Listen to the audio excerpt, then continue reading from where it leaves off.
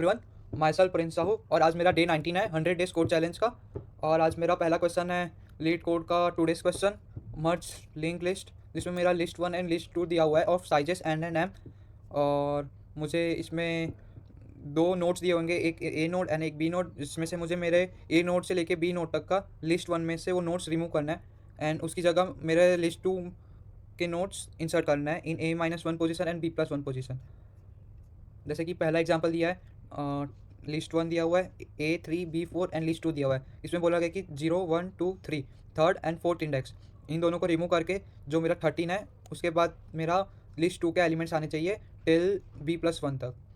सो इसका मैंने अप्रोच सोचा है कि जैसे इस डायग्राम में ही दिया हुआ है कि पहले तो मैं इटरेट करूँगा, मतलब पहले तो मैं दो पॉइंट्स ले लूँगा, एक है जो मेरा A-1 और एक B+1 एक लूप से, और वही ये दो पॉइंट्स मिल गए तो मैं 13 को मेरे लिस्ट 2 के हेड से लिंक कर दूंगा, और जो मेरा इसका एंड होगा वो मैं मेरे लास्ट मतलब जो B+1 है उससे लिंक कर दूंगा। तो पहले तो मुझे एक प्रीवियस चाहिए, प्रीवियस नोड ले लेते हैं।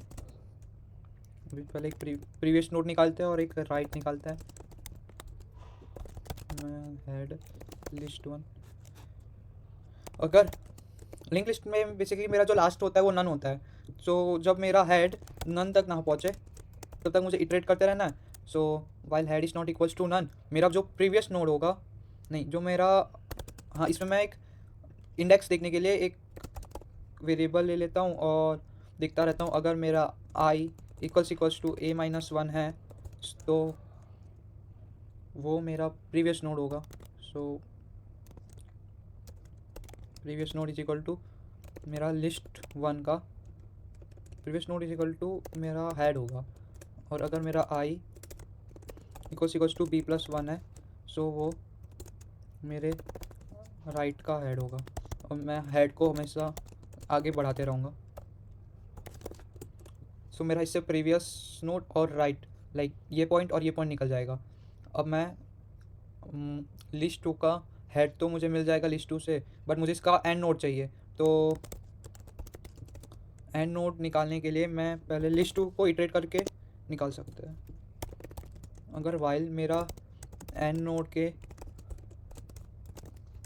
बेसिकली मैं इसको इटरेट करा रहा हूँ, मेरा जब तक वो मतलब मेरा एंड नोड का लिंक होगा नन से, तो मैं उसको नन के पहले तक इटरेट करवाऊँगा।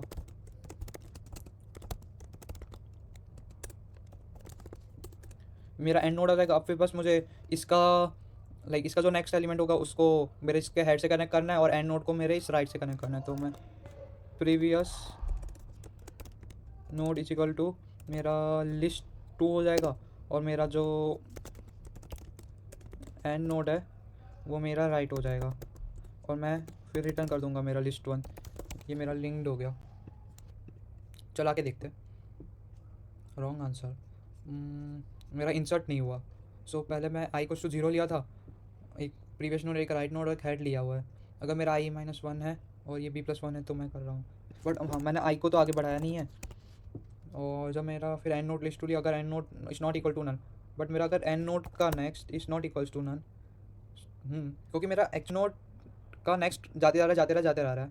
मेरा इधर एक्चुअली क्या हो रहा है, मेरा एंड नोड आगे जाते जा रहा है, बट मेरा जब एंड नोड मान लो जैसे कि इसमें 10 1 3, फिर सॉरी जैसे कि मान लो इसमें 10 जैसे कि मान लो जैसे मेरा एंड नोड डॉट नेक्स्ट मैंने इधर क्यों किया, क्योंकि यहाँ पे मेरा पहले ये इस एलिमेंट में क्या देखा कि इसके आगे तो नन नहीं है, तो फिर ये आगे इटरेट हुआ, इसके आगे भी नन नहीं है, फिर आगे इटरेट हुआ, इसके आगे नन होगा, लाइक 10,002 के आगे मेरा नन होगा, बट वो आगे हो गया होगा। तो मैंने को क्या देखना है कि मगर मेरा इस एंड नोड का डॉट नेक्स्ट, मतलब इस एंड नोड का dot next is not equals to none, तब तक मुझे इटरेट करवाना है। सो मैं end node dot next is not equal to none करवा रहा हूँ। और हाँ इधर भी प्रीवियस नोड डॉट नेक्स्ट, और इसका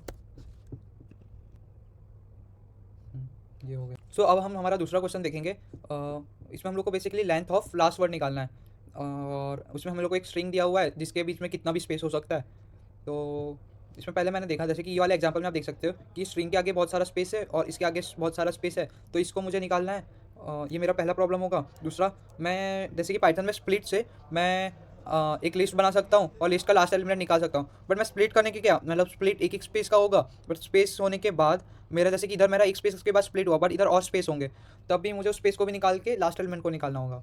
सो फर्स्ट तो मैं पहले मेरा स्ट्रिंग का लेंथ ले लूँगा, इसमें लेंथ की वैसे ज़रूरत नहीं पड़ेगी, हाँ। सो पहले तो मैं स्ट्रिंग को स्ट्रिप, ये स्ट्रिप बेसिकली पाइथन में जितने भी मेरे वर्ड्स के स्टार्टिंग में या एंडिंग में जितने स्पेस या कोई भी एक्स्ट्रा कैरेक्टर्स होते हैं वो निकाल देता है, मतलब वाइट स्पेस या ऐसा कुछ। सो मैंने पहले ये वाले स्पेस निकाल दिए, उसके बाद मैं स्प्लिट करवाऊँगा स्प्लिट स्पेस के टर्म्स में। सो मेरा एक एक एलिमेंट मान लो जैसे कि fly me to the moon, इसमें फ्लाई स्पेस निकल बट एक लिस्ट बन गया fly me to the moon, but to के आगे एक स्पेस है और इधर एक्स्ट्रा स्पेस है क्योंकि मैंने सिंगल स्पेस के से स्प्लिट किया है, बट इधर एक्स्ट्रा और स्पेस है। तो मैं मुझे लास्ट एलिमेंट के सारे स्पेस निकालना है। तो मैं क्या करूँगा, मैं इधर ही रिटर्न करा देता। मैं एल का जो लास्ट इंडेक्स होगा उसका पहले तो सारे उस वर्ड के जैसे कि इसके आगे स्पेस होंगे और इसके पीछे जितने स्पेस होंगे वो निकाल दूंगा और उसका लेंथ ले लूँगा, और बस यही मेरा आंसर होगा। तो अभी मेरा तीसरा प्रॉब्लम है remove duplicates from sorted array. So इसमें मुझे एक नॉन डिक्रीजिंग ऑर्डर में एरे दिया हुआ है और इसमें मुझे बेसिकली डुप्लीकेट्स हटाने हैं इन प्लेस, मतलब मुझे कोई भी एक्स्ट्रा स्पेस यूज़ नहीं करनी है और मुझे यूनिक एलिमेंट्स का काउंट रिटर्न करना है। सो इसको मैं अप्रोच ऐसे कर सकते हैं, बोला गया है कि इसमें हम लोग को इन प्लेस करना है, तो मैं 2 पॉइंट रख सकता हूँ, एक लेफ्ट और राइट। जैसे कि लेफ्ट मेरा 1 है, राइट मेरा राइट भी 1 है। फिर जब से मैं राइट को आगे बढ़ाया देखा मेरा इधर तो एक यूनिक एलिमेंट आ गया, तो इसको मैं इससे स्वैप करवा दूँ क्योंकि मैं तो मुझे तो इतने प्लेसेस तक के यूनिक एलिमेंट्स बताने हैं, बाकी के आगे कोई भी ऑर्डर हो, कोई भी ऑर्डर में एलिमेंट्स होंगे सो वो चलेगा कि इसमें फ़र्क नहीं पड़ेगा। बस मुझे यूनिक एलिमेंट स्टार्टिंग में जितने लाइन दिया है, मतलब जितने यूनिक एलिमेंट्स हुए वो उतने होने चाहिए।